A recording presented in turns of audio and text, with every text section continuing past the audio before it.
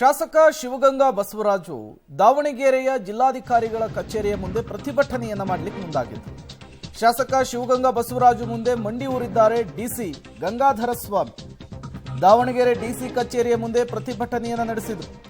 ಚುನಾವಣಾ ಪಟ್ಟಿಯಲ್ಲಿ ಬೋಗಸ್ ಇದೆ, ಜಿಲ್ಲಾ ಮಟ್ಟದ ಅಧಿಕಾರಿಗಳು ಶಾಸಕರ ಮಾತನ್ನ ಕೇಳ್ತಿಲ್ಲ ಅಂತ ಹೇಳಿ ಈ ಪ್ರೊಟೆಸ್ಟ್ ಆಗಿತ್ತು.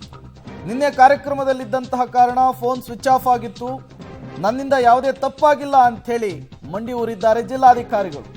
ಚುನಾವಣೆಯಲ್ಲಿ ಅಕ್ರಮ ಮಾಡಿದವರ ವಿರುದ್ಧ ಕ್ರಮ ಕೈಗೊಳ್ಳಲಾಗಿಯೂ ಕೂಡ ಡಿಸಿ ಭರವಸೆ ಕೊಟ್ಟಿದ್ದಾರೆ. ಜಿಲ್ಲಾಧಿಕಾರಿಗಳ ಆಶ್ವಾಸನೆಯ ಮೇರೆಗೆ ಪ್ರತಿಭಟನೆಯನ್ನ ಕೈಬಿಟ್ಟಿದ್ದಾರೆ ಶಾಸಕ. ಇದೇ ವಿಚಾರಕ್ಕೆ ಕಾಂಗ್ರೆಸ್ ಬಣಗಳ ನಡುವೆಯೂ ಕೂಡ ವಾಗ್ವಾದ ಉಂಟಾಗಿತ್ತು.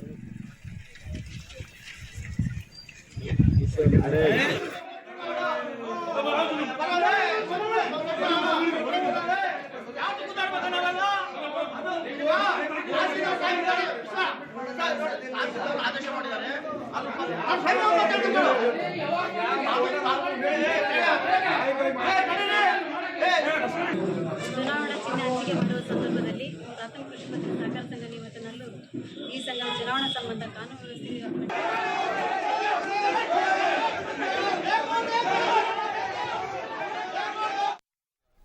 ಮತ್ತಷ್ಟು ಡೀಟೇಲ್ಸ್ ಅನ್ನು ಕೊಡ್ತಾರೆ ಪುನೀತ್. ದೂರವಾಣಿ ಸಂಪರ್ಕದಲ್ಲಿ ಜಾಯಿನ್ ಆಗಿದ್ದಾರೆ. ಪುನೀತ್, ಶಾಸಕರು ನಡೆಸಿದಂತಹ ಪ್ರತಿಭಟನೆ ಇದು. ಈ ಸಂದರ್ಭದಲ್ಲಿ ಏನಾಯ್ತು? ಜಿಲ್ಲಾಧಿಕಾರಿಗಳು ಏನೆಲ್ಲ ಭರವಸೆಯನ್ನು ಕೊಟ್ಟರು ಅಂತ ಹೇಳಿ. ಖಂಡಿತವಾಗ್ಲೂ ಪ್ರೇಮಿಯನ್ನು ಚನ್ನಗಿರಿ ಶಾಸಕ ಇನ್ನು ಶಿವಗಂಗಾ ಬಸವರಾಜ್ ಅವರು ಇವತ್ತು ಒಂದು ಜಿಲ್ಲಾಧಿಕಾರಿಗಳ ಕಚೇರಿ ಮುಂದೆ ಒಂದು ಪ್ರತಿಭಟನೆ ಕೂಡ ಮಾಡಿದ್ರು. ಇನ್ನು ನಲ್ಲೂರು ಗ್ರಾಮದಲ್ಲಿರುವಂತಹ ಕೃಷಿ ಪತ್ತಿನ ಸಹಕಾರಿ ಸಂಘದ ಒಂದು ಚುನಾವಣೆ ಇದೆ 12ನೇ ತಾರೀಕು.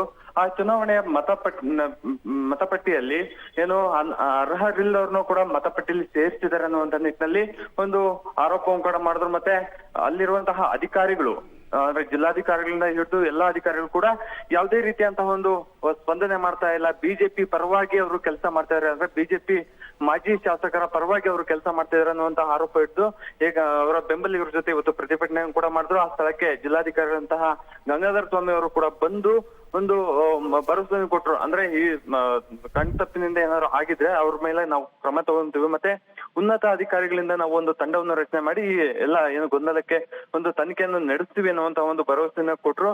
ಆದ್ರೆ ಜಿಲ್ಲಾಧಿಕಾರಿಗಳು ಕೊಟ್ಟಂತಹ ಆಶ್ವಾಸನೆಯಿಂದಾಗಿ ಈಗ ಶಾಸಕರು ಪ್ರತಿಭಟನೆಯನ್ನು ಕೈ ಬಿಟ್ಟಿರುವಂತದ್ದು. Prem, okay, thank you Puneet ತಮ್ಮೆಲ್ಲ ಮಾಹಿತಿಗಾಗಿ.